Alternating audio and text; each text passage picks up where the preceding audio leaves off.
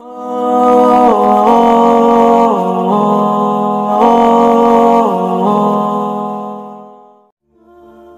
আলাইকুম ওয়া রাহমাতুল্লাহি ওয়া বারাকাতুহু।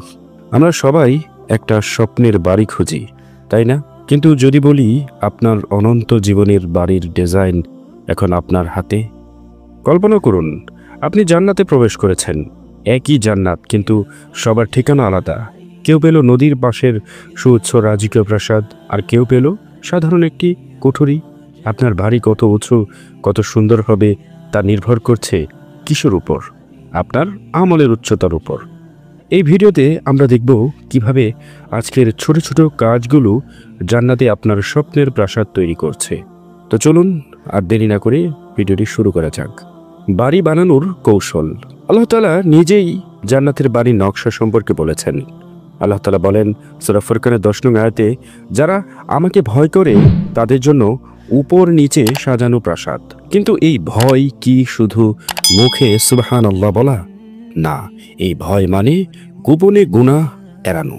যখন আপনার সামনে গুনাহের সুযোগ আসে তখন আল্লাহর ভয়ে পিছু হাঁটা। এটি আপনার বাড়ির ভূমিকম্প সহনশীল ভিত্তি তৈরি করছে। কষ্টে ধৈর্য ধরা, বিপদের সময় আল্লাহর উপর ভরসা রাখা, এটি আপনার প্রাসাদের মজবুত স্তম্ভ। অন্যের হক আদায়, পাওনাদারকে ঠকানো বা প্রতিবেশীর ক্ষতি না করা, এটি আপনার বাড়ির নিরাপত্তা বেষ্টনী। এই যে আমাদের ছোট ছোট কিছু সুখ আছে ওগুলো ত্যাগ করা, ঘুমের আরাম বাদ দিয়ে ফজরের নামাজে দাঁড়ানো, এটি ছাদের উচ্চতা বাড়াচ্ছে। আসলে আপনার আমলই আপনার বাড়ির উপকরণ। আজ আমাদের জীবনের প্রতিটি কাজই জান্নাতে আপনার বাড়ির ইট গেঁথে দিচ্ছে। এটিকে একটি অনন্ত জীবনের নির্মাণ প্রকল্প হিসেবে দেখুন। এই যে নামাজ পড়ছেন, এই যে আপনার নামাজ, এই নামাজের কারণে আপনার প্রাসাদের ছাদের উচ্চতা বাড়িয়ে দিচ্ছে। রোজার প্রতিটি ক্ষুধা, আপনি যে রোজা রাখছেন আপনার বাড়ির সোনার জানালা বা রেশমি পর্দা বানাচ্ছে।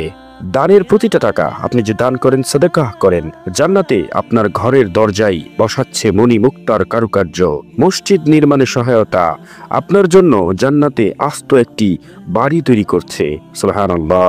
কষ্টের সময় আলহামদুলিল্লাহ বলা আপনার বাড়ির চারপাশে শান্তির ফোয়ারা বা নদী তৈরি করছে। সবচেয়ে মর্মান্তিক বিষয় কি জানেন?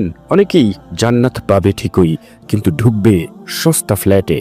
আসলে এটা বাস্তব উদাহরণের কারণে বললাম। কেন? কারণ তারা জীবনে শুধু ফরজ ইবাদতেই সীমাবদ্ধ ছিল।